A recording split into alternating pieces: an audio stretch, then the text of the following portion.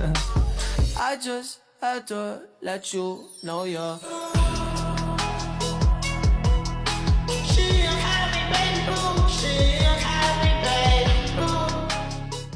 So good day everyone. I am the examiner Alfredo Tantan and my subject is Justin Yap from B Scream 3C. So first, we demonstrate the humograph, the blood pressure cuff. So first, we put this tube around the chest and abdomen of the person being tested.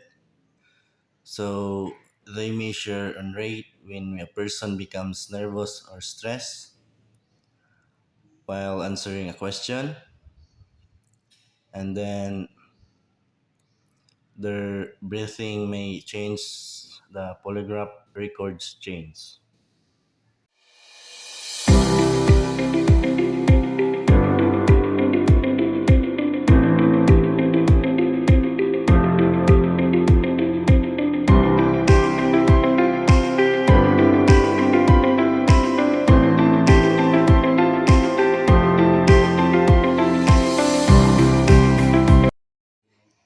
And the second one is the cardiograph or sphygmograph, blood pressure cuff.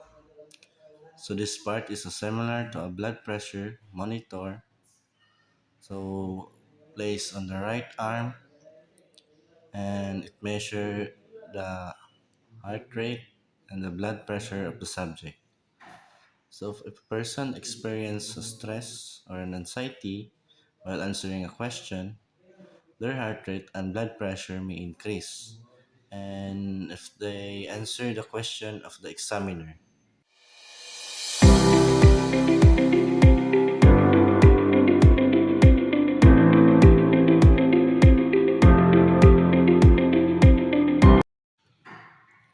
And the last one is the galvanograph or electrodermal sensor or the GSR sensor. So this sensor are the attach of the finger or palm. So they measure galvanic skin response, which show changes in the skin electrical conductivity caused by sweating. And when someone is nervous, sweat gland activity increases and the machine records this reaction.